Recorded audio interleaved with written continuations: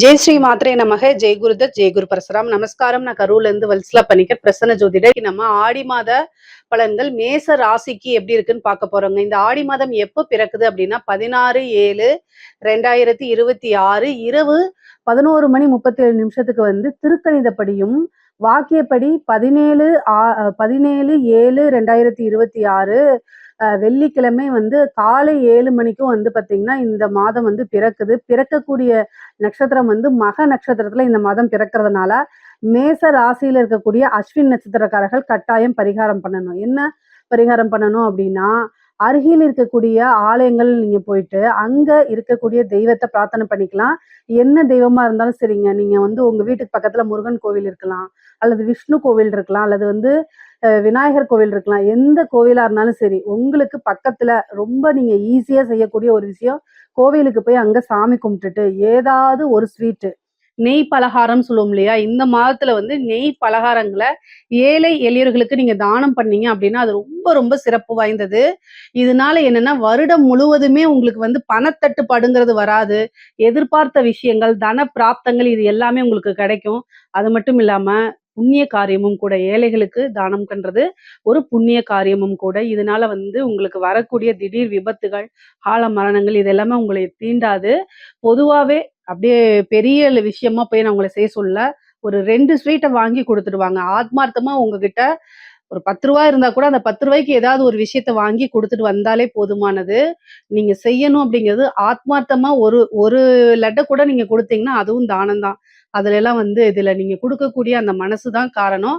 இத ஆத்மார்த்தமா இறைவனை வழிபாடு பண்ணிட்டு ஆத்மார்த்தமா பண்ணுங்க. இது ரொம்ப ரொம்ப நல்லது. இதனால உங்களுக்கு நல்லது மட்டும் தான். தானமும் தர்மங்களும் வந்து என்னன்னா தலைமுறையை காத்து நிற்கும் சொல்லுவாங்க. அதனால இந்த மேச ராசியில இருக்கக்கூடிய அஸ்வினி நட்சத்திரக்காரர்கள் இந்த மாதம் நீங்க பண்ணிக்கணும். அதுக்கு அடுத்தது உங்களுடைய ராசிக்கு எப்படி கிரக நிலைகள் இருக்கு அப்படின்னா, உங்களுடைய ராசி அதிபதி செவ்வாய் வந்து 2ஆம் இடத்துல இருக்காருங்க. தனஸ்தானத்துல இருக்காரு. அது கூட வந்து செவ்வாய் வந்து 3ஆம் இடத்துக்கு போய் புதனும் செவ்வாயும் சேரக்கூடிய கிரக சேர்க்கை. இது ஒரு நல்ல கிரக சேர்க்கை தான். அதே மாதிரி சுக்கிரனும் வந்து பாத்தீங்கன்னா உங்களுக்கு 5ஆம் இடத்துல அதிர்ஷ்டத்தை கொடுக்கறதுக்கு 5ஆம் இடத்துல இருக்காரு. குருவும் சூரியனும் சேர்ந்து 4ஆம் இடத்துல இருக்கிறது இது ஒரு நல்ல சேர்க்கை. இது என்ன அப்படின்னா இது எல்லா கிரக சேர்க்கையும் தொழில் ஸ்தானத்தை வலுப்படுத்துதுங்க. செவ்வாய் வந்து புதன் கூட சேர்ந்து 8ஆம் பார்வையா உங்க தொழில் ஸ்தானத்தை பார்ப்பாரு. அது கூட என்னன்னா சூரியனும் குருவும், அதாவது சூரியனே ஒரு வளர்ச்சிக்கு உண்டான கிரகம் தான். அதே மாதிரி குருவும் நல்ல தனஸ்தானாதிபதினே பேர் அவருக்கு. அவரு நல்ல காசு பணம் பார்க்கக்கூடிய இடத்தை வந்து விருத்தி பண்றது இந்த மாதிரி விஷயங்களை தான் அவர் பண்ணுவார். அப்போ தொழில் ஸ்தானத்தை தான் சூரியன் பாக்குறாரு, குரு பாக்குறாரு, செவ்வாய் உங்க ராசி அதிபதியை 8ஆம் பார்வையா பாக்குறாரு. இதை விட என்ன வேணும்? 10ஆம் இடத்து அதிபதிய சனியை வந்து குரு பாக்குறாரு. அது போக 7.5 சனியும் வக்ரம் பெறுது. உங்களுக்கு சனியுடைய பவர் வந்து இந்த மாசம் வந்து 26ஆம் தேதி குறையுது. சனி வக்ரம் பெறும்போது அந்த 7.5 சனியுடைய பாதிப்பு கட்டாயம் உங்களுக்கு குறையும். இது எல்லாம் வந்து ஒரு நல்ல விஷயம் இந்த மாதத்தை பொறுத்த வரைக்கும். நிறைய பேர் ஆடி மாதம் வந்துச்சுன்னா ஐயோ எதுவுமே நடக்கல அப்படிலாம் நீங்க நினைக்காதீங்க. உங்களுடைய போக்கஸ் பொதுவாவே ஆடி மாசத்துல எதுவுமே செய்யக்கூடாது அப்படிங்கறத காரணம் என்னன்னா அந்த காலத்துல எல்லாம் பிரதான தொழில் வந்து பெரிய தொழில் வந்து விவசாயமா தான் இருந்துச்சு. ஸோ போக்கஸ்டா இருக்கணுங்கிறதுக்காக தான் நல்ல விஷயங்கள்லாம் ஒதுக்கி வச்சிருப்பாங்க. இந்த காலத்துல அப்படி கிடையாது. இப்போ ஒரு புதுசா நீங்க தொழில் ஆடி மாசம் ஸ்டார்ட் பண்ணலாம்னா தாராளமா ஸ்டார்ட் பண்ணலாம். உங்களுடைய ஜாதக அமைப்புப்படி அந்த ஆடி மாசம் நல்ல யோக மாசமான்னு பாத்துக்கங்க. ஏன்னா எல்லாத்துக்கும் ஆடி மாசம் செட் ஆகாது.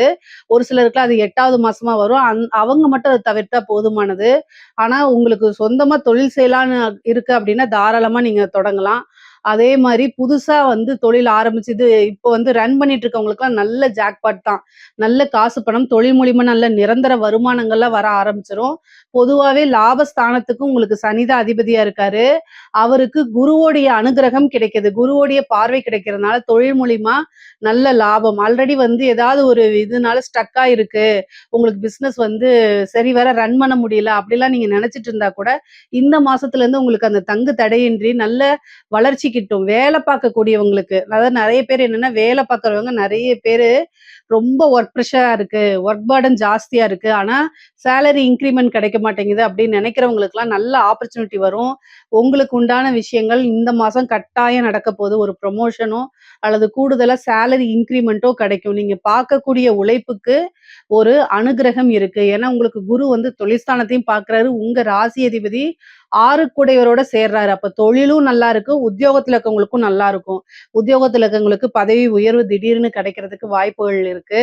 அதே மாரி வேற வேலை சேஞ்ச் ஆகுறதுக்கு, அதாவது ஒரு வேலையில இருந்து இன்னொரு வேலைய மாத்துறதுக்கு, ஒரு இடத்த மாத்துறதுக்கு, இந்த மாரி திடீர்னு வந்து வெளியூர்ல வேலை கிடைக்கிறது, இந்த மாரி அமைப்புகள்லாம் இருக்கும்.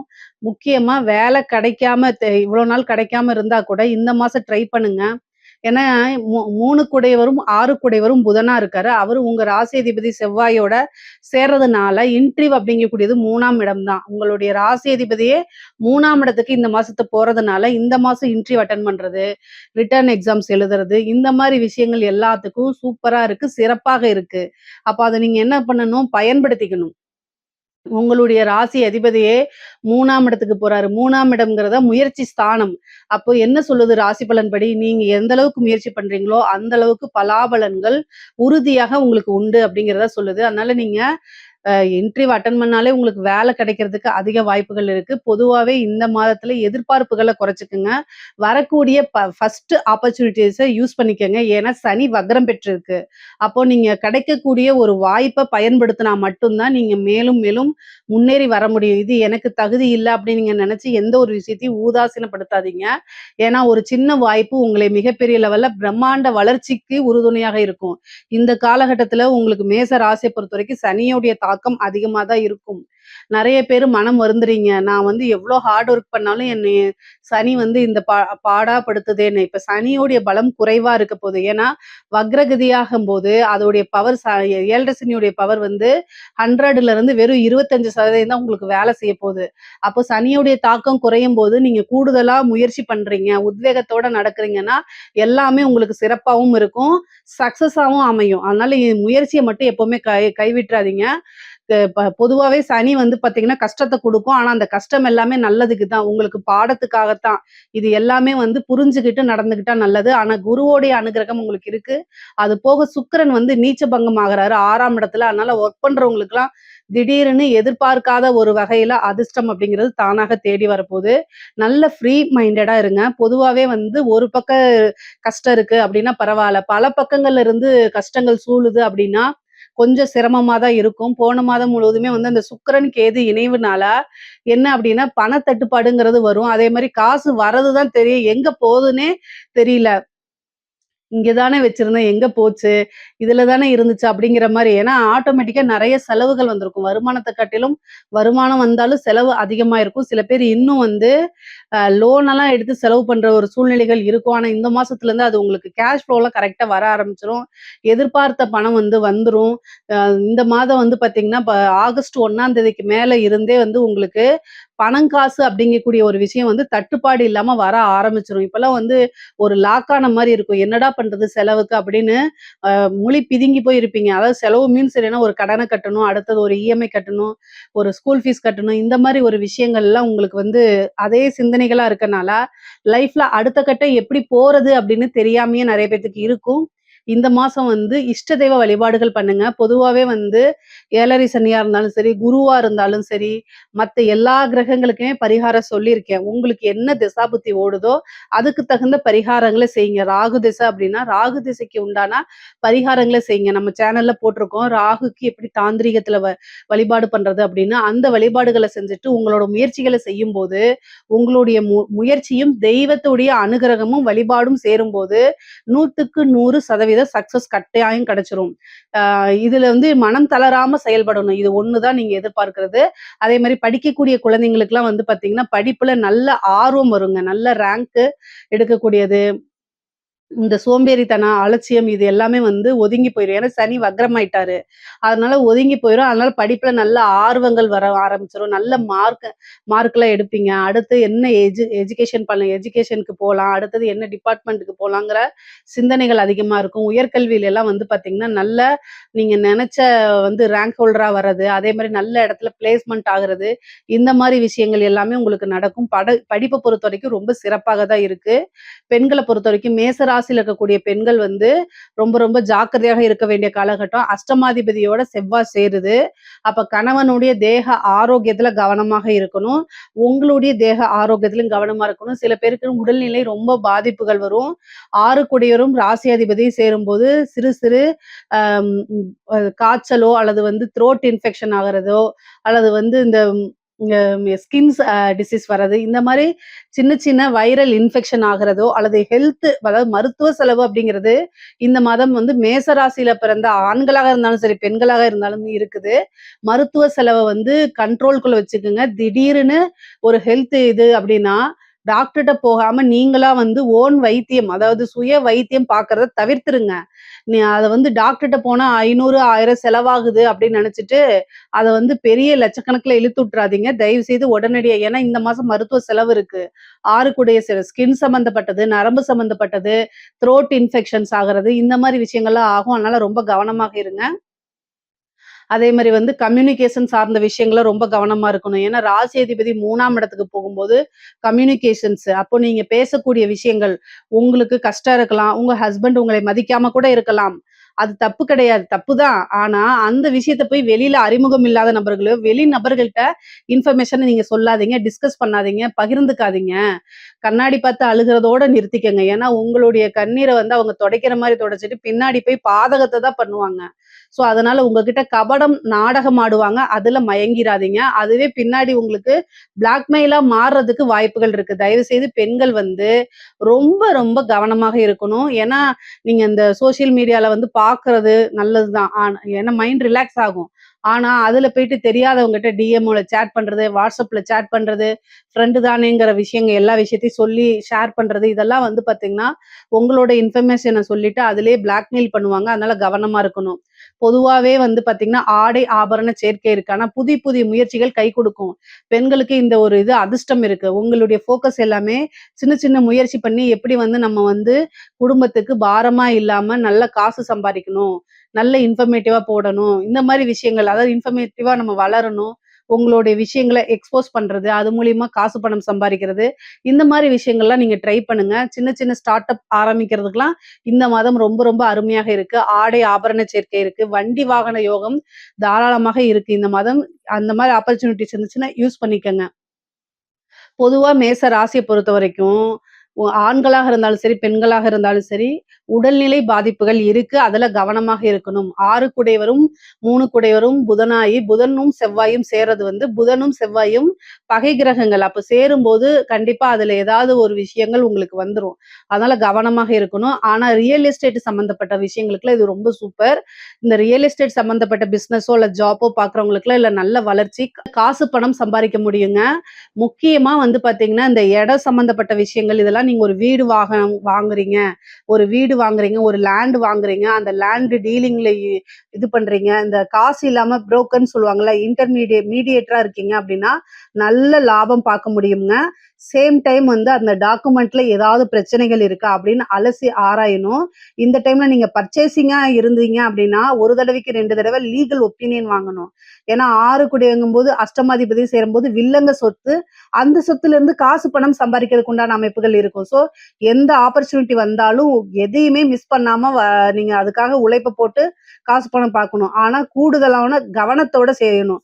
கூடுதல் கவனம் கட்டாயம் தேவை. ஏன்னா புதன் அப்படிங்கும்போது என்னன்னா, டாக்குமெண்ட்ல ஏதாவது வில்லங்கங்கள் இருக்கிறதுக்கு வாய்ப்புகள் இருக்கு. அதே மாரி நீங்க ஒரு பேங்க்ல ஒர்க் பண்றீங்க. செக்க ஹேண்டில் பண்றீங்க.